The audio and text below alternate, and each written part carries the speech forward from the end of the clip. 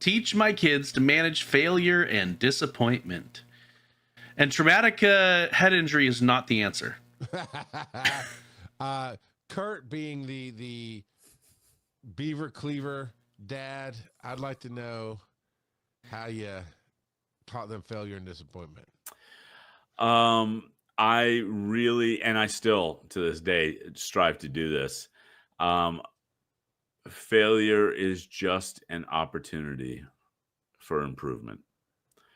And so I try not to be upset about failure as much as I can, but I'm only human. So that still happens sometimes, depending on what the thing is, right?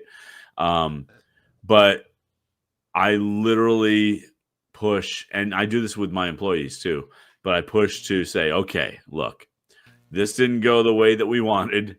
We slipped up. We screwed up. Okay, what can we do to ensure this doesn't happen again? And it really does. My big thing is about mistakes, and I'm always telling people, look, everybody makes mistakes. It happens. That's cool. Repeated mistakes, less cool.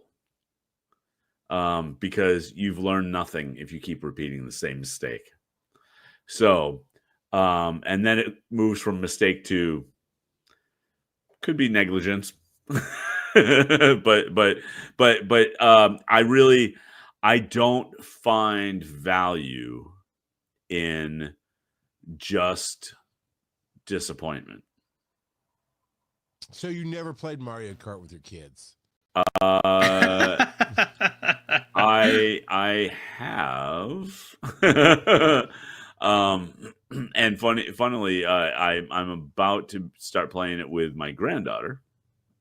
How old is she again? 4? 5. 5. Yeah, she just turned 5. Okay. Yeah. And I smell an arranged marriage, Joe. We got a 5-year-old going 5-0. We got a Kurt. We got a 5-year-old coming up into the league. I'm just saying, podcast royalty right here. I don't know. My 5-year-old is already juggling 3 different girls that he has told us at different times that he wants to marry. So he takes after his daddy. Got it. yeah. So, but yeah, yeah, of course, there is no value in just disappointment. But what do you do with that? So, look, I mean, there's even like because the question was failure and disappointment, because those are very different things in my book. yes. If it's just disappointment, if the kid comes home sad about something and it's disappointed about something, whether it's something they did or something that happened to them, console and then help find a way to move forward, whatever that is. But you got to give time to feel that disappointment. They're going to feel bad. Failure feels bad, right? Failure just feels bad. When I fail, I'm not sleeping that night probably because I beat the crap out of myself. But then the next day I really try to find ways so that I can ensure that never happens again.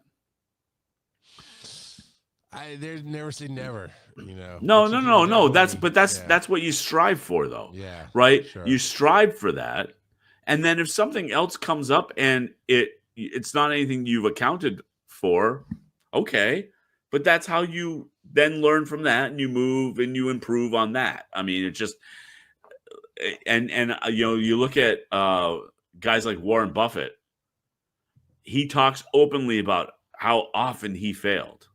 Like he just goes, man, I never would have been the success that I am if I didn't fail so much. Well, and that's a great example in general. If you think about people who have done a lot of amazing things, you focus on the successes. And so maybe relating those stories to your kids is a great way to say, it doesn't matter how many times you fail. What people are going to remember is that you kept going, number one, and that eventually you succeeded, assuming that they have the drive to do that. My oldest, he was in Little League, and about halfway through the season, he decided he wanted to be the pitcher, to give it a try to being the pitcher. And he asked the coach, and the coach told him that he wasn't ready for it.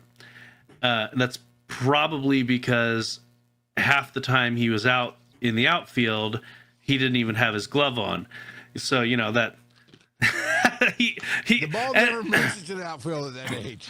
Well, and I told him, and I'm like, son, if you want to show the coach that you're serious, you need to play serious. If you want a chance to pitch, you need to act like it, regardless of what position you're in. You need to take it seriously.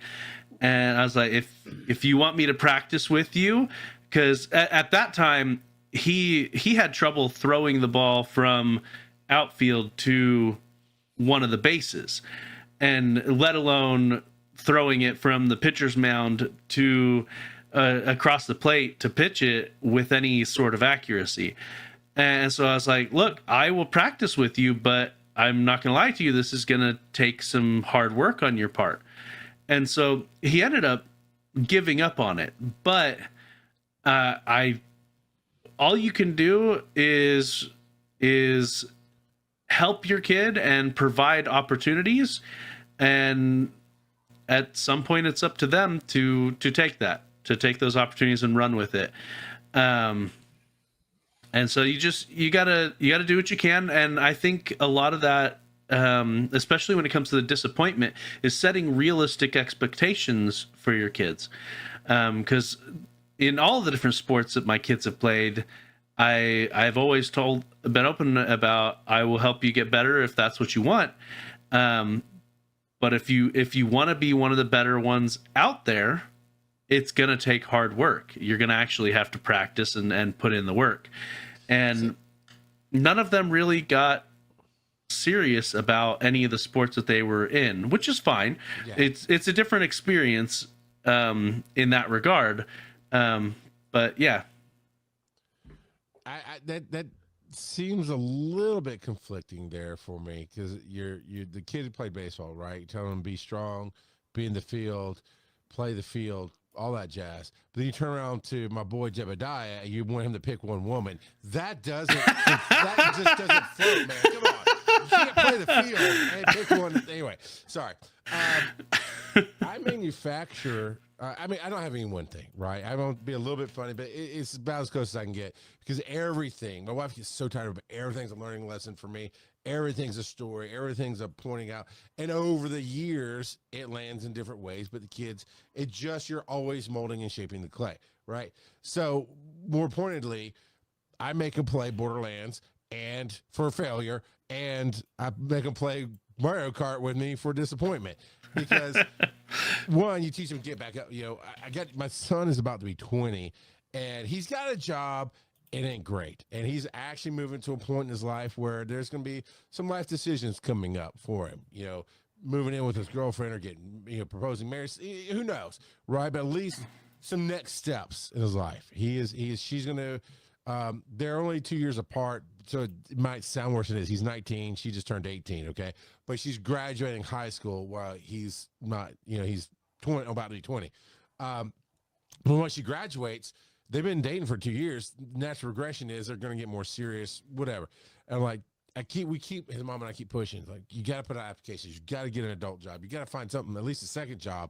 I mean, we're not saying quit your fast food job, but you need to have something better come along. Yeah. And I got to use our gaming history to help them understand that. Because, people just say, they don't write me back. It's like, you played every last Souls game that are out there. If you're unfamiliar with the Souls game, they are rogue-like, which means you die, all your crap dies with you. So you might have collected all the best armor and swords, and you died. You got to go from wherever you saved it, which is rare that you get to save, and trek back to get your stuff. And if you can make it there, right? He loves those games. So I'm like, dude, one that we played together not that long ago, Lies of P, which is a Pinocchio universe-based kind of Souls game. Interestingly enough, I never made it past the game is interesting and graphically beautiful and it's fun. Never made it past the first boss because it's just not my style of game. But I kept trying. I was like, okay, this is too much of a grind for me. But he did. He kept going on. I was like, dude, how many times did you not have to fight that boss and you just kept hitting it till you went on? That's putting out the resume. The grinding the 3,000 hours is 3,000 resumes, man. So that's basically what I do. Because I say Mario Kart because I always tell them that's the one game I'm not going to take it easy on you. You got to earn this win. And because I'm going to teach you that winning's not everything. But I guess the other bigger thing for disappointment is experience. We teach them to focus on the experience. And if it did not go the way you thought it would or should, you still took something from it, hopefully positive. So we've always pushed away from the everybody on my team sucks, because my son plays baseball too, to what can you do? You can't make them not suck. You can't change their bad attitudes. You can just have a better attitude and you can do better. And there are plenty of games where he's the only one that got the cool out, you know, instead of he was only 10 or 11 at a time. So there's a lot of easy outs. He got like the cool one where he tagged him and he got to hit and go around the bases because he started focusing on that positive, and that's it. And John says here, learn from your mistakes. My grandfather always says strive for excellence.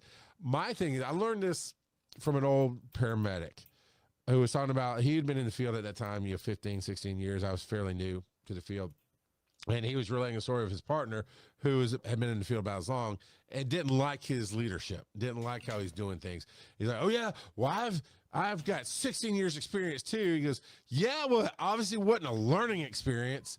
And I just always took that as learn from everything because, Kurt, I think you said the failure thing, over and over, it's just about getting up. I think, Joe, you might reference it. But it's not just about getting up. If you don't learn about why you failed, you're just going to keep doing it until you do give up. Well, but worse, it's a wasted opportunity. Yeah. Every failure, every mistake is an opportunity to get better. And you will always learn something. Sometimes you just internalize what you perceive as a truth of I'm a failure. Random Kid said, and we're all saying it. We're all saying that. We're not saying the person. Right. Because I think that's a key difference. Random Kid says, it's only a failure if you give up. If you keep going, it's a learning experience. And thank you. It took only an hour into the show for you to comment on something. You're such a disappointment, Random Kid. I'm a failure as a digital Haven't you learned anything, Random Kid?